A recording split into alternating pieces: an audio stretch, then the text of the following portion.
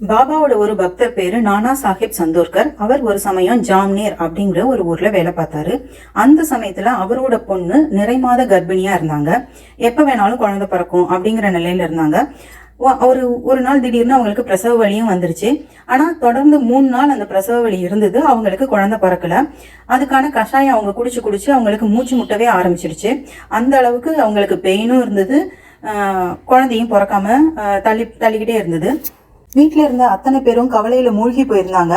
நானா சாஹிப் சந்தோர்கர் பாபா படத்து முன்னாடி நின்று தொடர்ந்து பிரார்த்தனை செஞ்ச வண்ணமே இருந்தாரு. அதே சமயம் ஸ்ரீடியில ராம்கீர் புவா அப்படிங்கிற ஒரு அன்பர் தன்னோட ஸ்ரீடி பயணத்தை முடிச்சுக்கிட்டு அவரோட ஊருக்கு கிளம்புறதா இருந்தாரு. அவரை பாபா கூப்பிட்டு அனுப்புனாரு.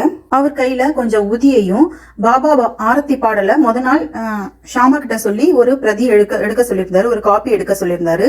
அந்த ஒரு காப்பியையும் ஆரத்தி பாடல் காப்பி ஒன்னையும் உதியையும் ராம்கீர் புவா கையில கொடுத்து, நீ போற வழியில ஜாம்னேர்ல இறங்கி நானா சாஹிப் சந்தோர்கர் கிட்ட இதை கொடுத்துட்டு அப்புறம் நீ உன் ஊருக்கு போ அப்படின்னு சொல்றாரு. இதை கேட்டதும் ராம்கீர் புவா ரொம்பவும் தயங்குறாரு. பாபா என்கிட்ட கொஞ்சம் தான் காசு இருக்கு, இது என் ஊருக்கு போற அளவுக்கு தான் இருக்கும். அதுக்கப்புறம் ஜாம்னேர் போறதுக்கு எனக்கு போறதுக்கு ஆன காசு என் கையில இல்ல, எப்படி போறது அப்படின்னு அவர் கையை பிசைறாரு. அதை பத்திலாம் நீ யோசிக்காத, ரொம்பவும் அவசரம், நீ உடனே புறப்படு, உனக்கு வேண்டிய எல்லா ஏற்பாடையும் அல்லாஹ் செய்வார், என் மேல நம்பிக்கை வச்சு நீ புறப்படு அப்படின்னு சொல்லி பாபா துரிதப்படுத்தி அவர் அனுப்பி வைக்கிறாரு. ராம்கீர் புவாவும் பாபா மேல பாரத்தை போட்டுட்டு அவரோட பயணத்தை தொடர்றாரு. நைட்டு 2:30 மணிக்கு ஜல்கான் அப்படிங்கிற அவரோட ஊரை சேர்றாரு. அதுக்கப்புறம் ஜாம்னேர் போகணும். அதுக்கு தேவையான காசு அவர் கையில இல்ல. ஸ்டேஷன்ல அர்த்தராத்திரில கையை பிசைஞ்சுக்கிட்டு எப்படா அந்த ஊருக்கு போறது, உடனே போக சொன்னாரே பாபா சொன்னதை கேட்கலன்னா ஏதாவது அனர்த்தம் ஆயிடுமே, யாருக்காவது எந்த பிரச்சனையாவது வந்துருமே, ஏதாவது ஆபத்தாயிடுமே, என்ன பண்றதுன்னு அவர் கையை பிசைஞ்சிட்டு நிக்கிறாரு. அப்ப அவர் காதுல ஒரு குரல் கேக்குது, ராம்கீர் புவா யாரு, ஸ்ரீடில இருந்து வந்த ராம்கீர் புவா யாரு அப்படின்னு கண்டினியூஸா ஒருத்தர் யாரோ கூப்பிடுற மாதிரி குரல் கேக்குது. அவர்கிட்ட போய் தன்னை தானே அறிமுகப்படுத்திக்கிறாரு. நீங்க சொல்ற மாதிரி ஸ்ரீடில இருந்து நான் தான் வந்தேன், என் பேர் தான் ராம்கீர் புவா அப்படின்னு சொல்லி அறிமுகப்படுத்திக்கிறாரு. அந்த பர்சன் பார்த்தா நல்லா வாட்ட சாட்டமா முறுக்கு மீசையெல்லாம் வச்சுட்டு கையில ஒரு சாட்டையும் வச்சிருக்கான், தலையில தலப்பாகையும் கட்டியிருக்கான். அவன் சொல்றான், ஐயா நான் நானா சாஹிப் ஐயாவோட வேலைக்காரன், நீங்க வருவீங்கன்னு ஐயா உங்களுக்காக வண்டி அனுப்பிச்சிருக்காரு, வாங்க ஊருக்கு போகலாம் அப்படின்னு சொல்லி கூப்பிடுறான். ஆஹா ரொம்ப நல்லதா போச்சு அப்படின்னு சொல்லி ராம்கீர் புவாவும் போறாரு. ஒரு குதிரை வண்டியில 2 குதிரை பூட்டிய குதிரை வண்டியில அவங்க கிளம்புறாங்க. பயணம் ஜம்னு ஆரம்பிக்குது.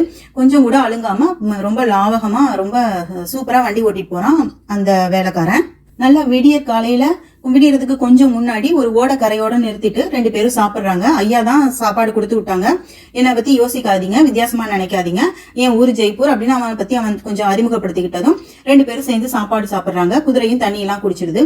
கொஞ்ச நேரத்துக்கெல்லாம் திருப்பி பயணத்தை தொடர்றாங்க. நல்ல விடியிற நேரத்துல ஜாம்னேர் அங்கிற அந்த ஊருக்குள்ள நுழையிறாங்க. ராம்கீர் புவா அவசரமா குதிரை வண்டியை நிறுத்த சொல்லிட்டு மறைவிடம் தேடி போய் காலை கடன் கழிச்சுட்டு திரும்பி வராரு. திரும்பி பார்த்தா குதிரை வண்டி குதிரைக்காரன் யாரையுமே காணும். சரி அதான் ஊருக்குள்ள வந்துட்டோமே, ஊருக்குள்ள இருக்க மக்களை விசாரிச்சுட்டு நானா சாஹிப் வீட்டுக்கு போயிடலாம் அப்படின்னு சொல்லிட்டு அந்த ஊர் மக்களை விசாரிச்சு நானா சாஹிப் வீடை தேடி கண்டுபிடிச்சு அங்க போய் சேர்றாரு. நானா கிட்ட உதியையும் ஆரத்தி பாடலையும் கொடுக்குறாரு. நானா உடனே உதிய தண்ணியில கரைச்சி மீனாவுக்கு கொடுக்க சொல்றாங்க. ஆரத்தி பாடல குடும்பமா சேர்ந்து உட்காந்து பாபா படத்து முன்னாடி உட்காந்து பாட்டு பாடுறாங்க. கொஞ்ச நேரத்துக்கெல்லாம் சுகப்பிரசவமாகி குழந்தையும் அம்மாவும் நல்லா இருக்காங்க அப்படிங்கிற செய்தி கிடைக்குது. குழந்தை நல்லபடியா பிறந்திருக்கு அப்படிங்கிற செய்தி வருது.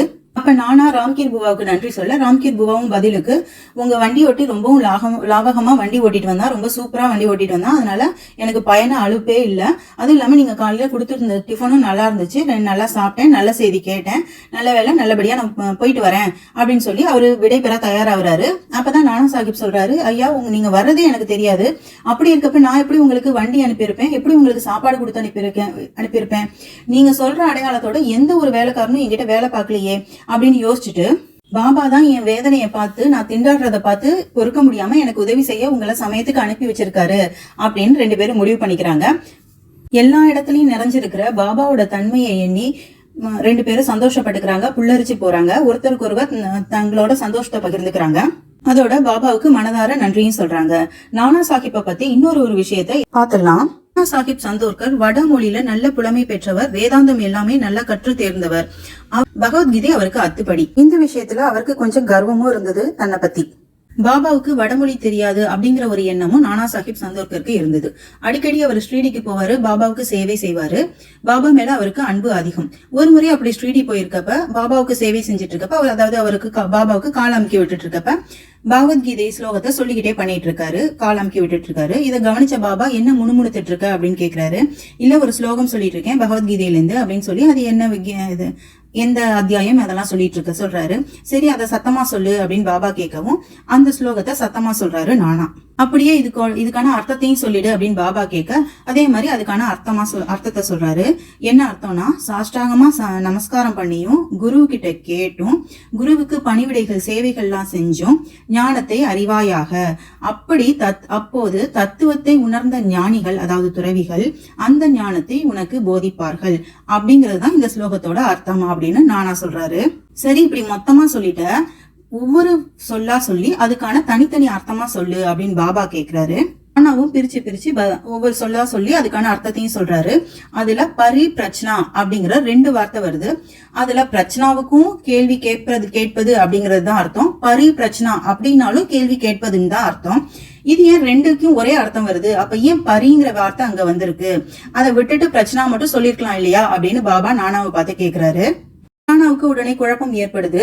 ஏன் பரிங்கிற சொல்ல வியாசர் சேர்த்தாருன்னு எனக்கு தெரியலையே அப்படின்னு அவர் கன்ஃபியூஸ் ஆகுறாரு. அதே சமயம் அவரோட கர்வமும் அழிய ஆரம்பிக்குது. சேவையா அப்படின்னு ஒரு வார்த்தை சொன்னீங்க, அதுக்கு என்ன அர்த்தம் அப்படின்னு பாபா கேட்க, நாங்க உங்களுக்கு செஞ்சிட்டு இருக்கோமே அதே மாதிரி சேவையை தான் சொல்றாங்க அப்படிங்கிறாரு நானா. அடுத்து ஞானம் அப்படின்ற ஒரு வார்த்தை சொன்னியே, அதுக்கு பதிலா வேற வார்த்தை போடலாமா? அஞ்ஞானம் அப்படிங்கிற ஒரு வார்த்தையை அந்த இடத்துல சேர்த்தா சரியான அர்த்தம் வருமா அப்படின்னு பாபா கேக்குறாரு.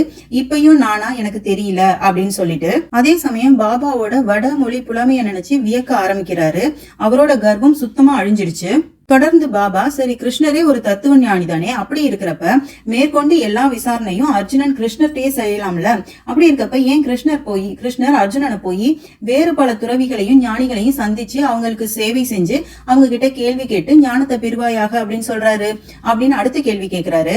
இந்த இடத்துலயும் நானாவுக்கு குழப்பம். எனக்கு இதுவும் புரியலையே அப்படின்னு அவரு ரொம்பவும் குழம்பி போய் சொல்றாரு. இப்ப பாபாவே இது எல்லாத்துக்கும் ஒவ்வொன்னா விளக்கம் சொல்ல ஆரம்பிக்கிறாரு. முதல்ல பிரச்சனா அப்படிங்கறத பாப்போம்.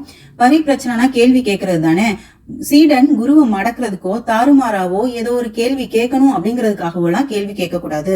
உண்மையிலேயே ஆன்மீக வளர்ச்சிக்கான அறிவுபூர்வமான கேள்வியை தான் கேட்கணும், அதுக்கான சரியான கேள்வியை தான் கேட்கணுங்கிறதுக்காக தான் பிரச்சனா அப்படிங்கிற வார்த்தைய வியாசர் சேர்த்திருக்காரு அப்படின்னு பாபா சொல்றாரு.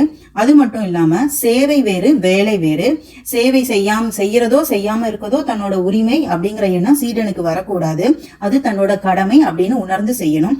அது மாதிரி குருவுக்கு சேவை செய்வது தன்னோட கடமை அப்படின்னு உணர்ந்து சரியான கேள்விகளை, அதாவது ஆன்மீக வளர்ச்சிக்கும் மோட்சத்துக்கும் ஆன சரியான கேள்விகளை, அறியாமையை நீக்குவதற்கான சரியான கேள்விகளை கேட்கும் சீடனுக்கு குரு ஞானத்தை போதிக்கிறார். அந்த ஞானத்தை போதிக்கிறார், அஞ்ஞானத்தை போதிக்கிறார் அப்படின்னு பாபா விளக்கம் சொல்றாரு. இருளை துரத்துவது அப்படின்னாலும் ஒளியை ஏற்றுவது அப்படின்னாலும் 2 ஒரே பொருள் தான். அதனால ஞானம் அப்படிங்கிற இடத்துக்கு பதிலா சொல்லுக்கு பதிலா அஞ்ஞானம், அதாவது அந்த ஞானம் அப்படிங்கிற வார்த்தையை போட்டு படிக்கலாம். சீடனும் அந்த ஞானத்தை பெறுவதற்கான சரியான கேள்விகளையும் மாயையை நீக்கும்படியான கேள்வியும் குருவை பார்த்து கேட்கணும். குருவும் அந்த அறியாமை அகற்றக்கூடிய அந்த ஞானத்தை சீடனுக்கு போதிக்கணும் அப்படின்னு முடிக்கிறாரு. அதோட கிருஷ்ணர் அர்ஜுனனை தன்னோட ஆத்மாவா நினைக்கிறாரு. அது மாதிரி மத்த குருக்களும் அர்ஜுனனை நினைக்கிறாங்களா அப்படிங்கிற விவரம் தெரியறதுக்காக தான் அர்ஜுனனை மத்த குருக்களை போய் அவங்கள்ட்ட அறியாமையை நீக்கும்படியான கேள்விகளை கேட்டு ஞானத்தை பெறும்படி கிருஷ்ணர் சொல்லியிருக்காரு அப்படிங்கிற ஒரு நீண்டதொரு விளக்கத்தை பாபா நானாவுக்கு கொடுக்கறாரு. கர்வம் அழிஞ்ச நிலையில நானா பரிபூர்ணமா சரணாகதி அடைகிறாரு பாபா கிட்ட. கர்வம் மனுஷனை அழிக்கக்கூடியது. சரியான சமயத்துல அந்த கர்வத்தை அழிச்சு நானாவை காப்பாத்துறார் பாபா. இந்த கதைகள் உங்களுக்கு பிடிச்சிருக்கா அப்படிங்கறத கமெண்ட் செக்ஷன்ல தெரியப்படுத்துங்க. பிடிச்சிருந்தா லைக் பண்ணி, ஷேர் பண்ணி, சப்ஸ்கிரைப் பண்ணிக்கோங்க. இன்னும் ஒரு கதையில சீக்கிரமே உங்களை சந்திக்கிறேன். இதுவரைக்கும் இந்த வீடியோவை பார்த்ததுக்கு ரொம்ப ரொம்ப நன்றி.